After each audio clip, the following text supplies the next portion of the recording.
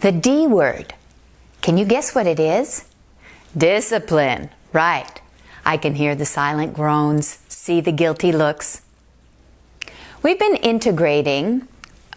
working on integrating a different healthy habit per month for the last 3 months. Month 1, drink a cup of warm water mixed with the juice of half a lemon first thing in the morning. Month 2, be still and quiet. Do your meditation for 5 to 10 minutes. Month 3, get moving. Do 15 to 20 minutes of physical activity, your choice. Practicing discipline is this month's challenge. Why is it that so many of us find being disciplined difficult? Willpower in itself is a very limited resource. When you rely on willpower alone, it tends to reinforce defeat rather than success. The problem is not in the intention or desire for change, but in the setup. Discipline requires strategy to achieve success. You have to choose it, plan for it, do it, no matter what. Some mornings, I don't feel like doing my FTM routine. Really, I don't. From experience, though, I know that as soon as I'm out the door, I'll be enjoying myself and feeling fantastic. So the discipline is not about doing my routine, big effort in my mind, but rather about getting out the door, little manageable effort.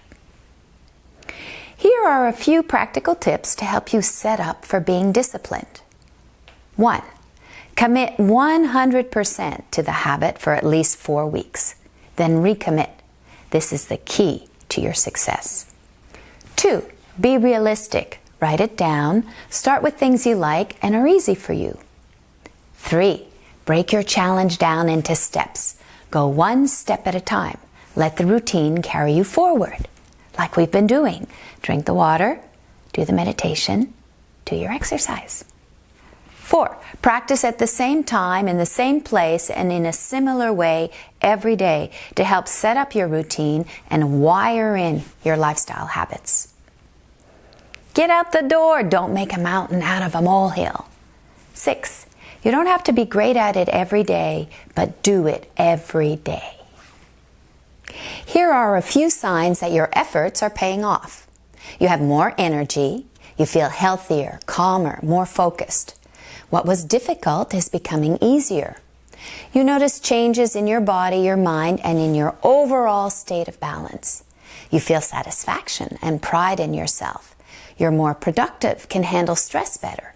You feel stronger. You naturally want to do more and add variety and challenge. You sleep more peacefully. Discipline is the practice of bringing repeated attention to your intention. When you repeat an action, it creates neural pathways which support your thought and behavior patterns until they become integrated into new habits. These habits become automatic because they're wired into your brain. Discipline creates good habits, which when practiced consistently, become a healthy way of life, effortlessly. Mindfully deciding what to pick as habits can change your life. Go ahead. Practice being disciplined by making smart and steady choices. Change your life for the better. You can do it. Yes, you can.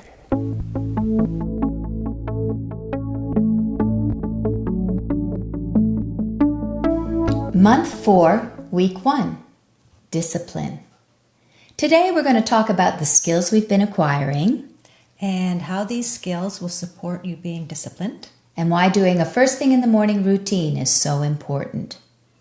Over the past 3 months, we've been developing and acquiring the following skills as we practice our challenges. So whether you know it or not. Skill number 1, setting an intention. Number 2, making a commitment. 3, using strategy. 4, becoming self-aware. 5, taking conscious action. 6, being persevering. 7, having a routine. How about that?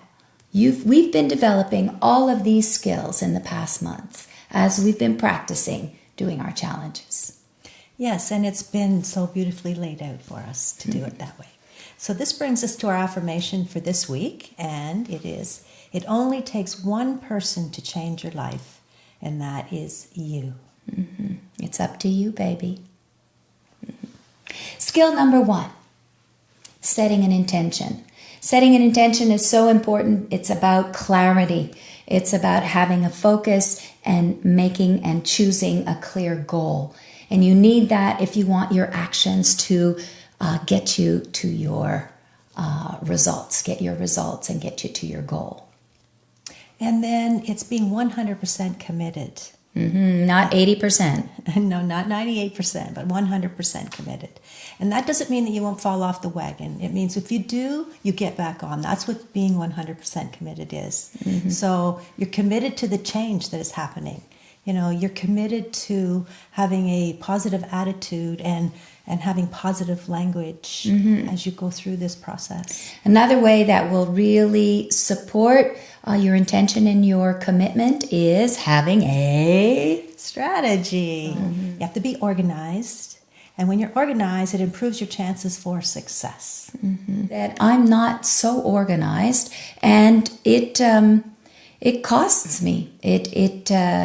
I waste time trying to find things. I don't have what I need. I have to redo things I've already done.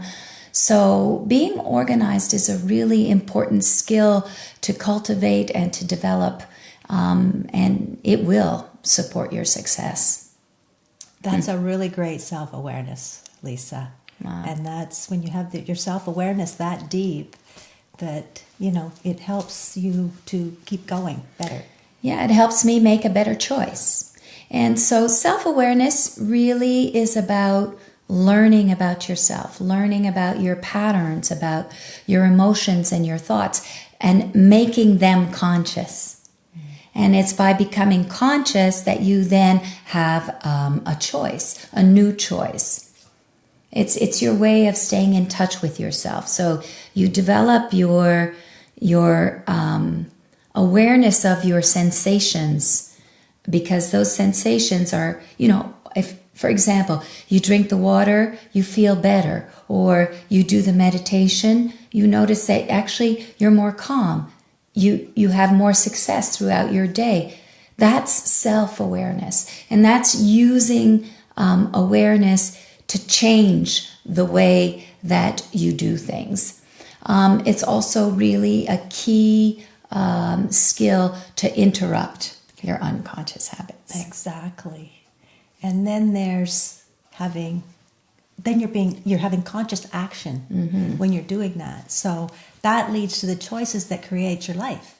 And it's a very loving and kind thing you do towards yourself. So the more you have loving kindness towards yourself, the better the choices you make. And the better the choices you make, the more empowered you feel. And the more empowerment or self-empowerment you have to continue making good choices. Exactly. And also, you know, we're our worst critics, so be gentle with yourself. So, and that leads us to perseverance, which I know quite a bit about perseverance. So it's not giving up. So, and as you keep practicing in the skills, you get stronger.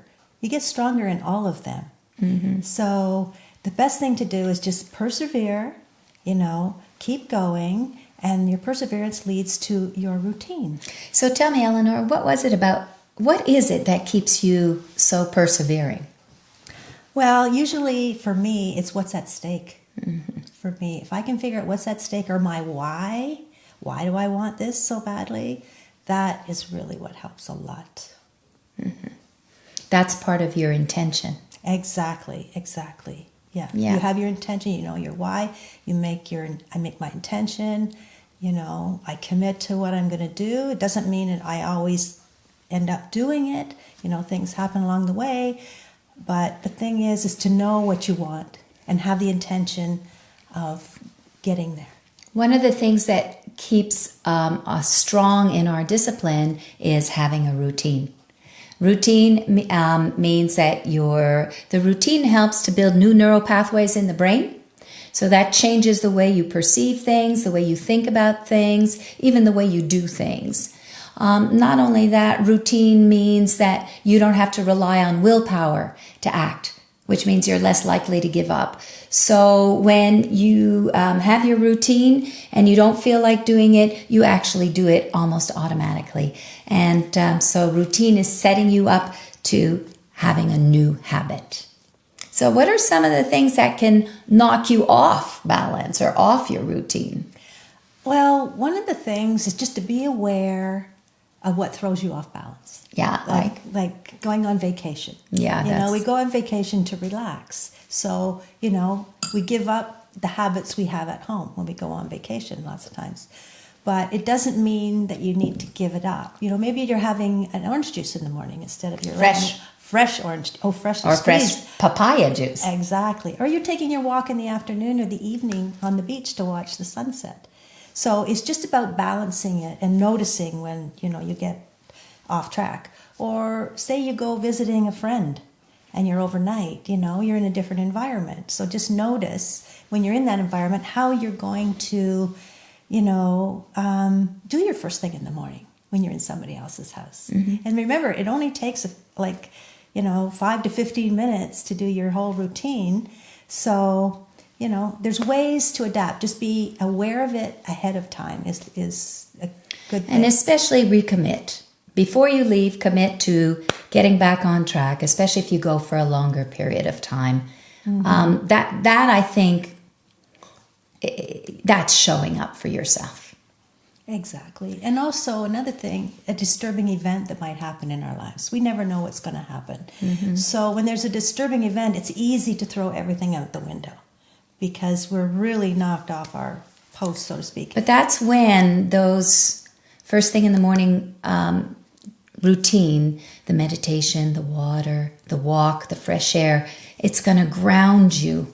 Mm-hmm. To be able to cope with the emotions or with the reality of, you know, as Eleanor said, 20 minutes in the morning to really, that's why we've created a first thing in the morning routine together. It sets you up for a great day by giving your body and your mind the basics it needs first thing in the morning so you can successfully deal with your day, with your goals. The first thing in the morning also helps you to develop and anchor new positive habits to keep you healthy and happy. So one thing that's just coming to my mind here is that going back to the disturbing event, you know, that is why it's so, like you said, Lisa, it's so important to have that practice in the morning because that's what's going to keep you stable. You know, it's easy to do it on a good day. Mm-hmm. You know, that's it's easy to do it on a good day. So it's really good to practice this and really get it down pat on good days so that when you don't have good days, you can still do it. Mm-hmm. So, and that's really a form of self-love, taking care of yourself, you know, empowering, giving you self-confidence, you know, and it keeps you calm and keeps you being proud of yourself. Yeah. So this month's challenge, practicing discipline, we're using these skills to make discipline easier. So it's not like this big effort that you have to make or big effort of will. You have all of these different skills that are supporting being disciplined and making being disciplined easier. So to be disciplined, you need to choose it. That's your intention and your commitment. You need to plan for it. That's your strategy. And you need to do it. That's your self-awareness, your conscious action, your perseverance, and your routine.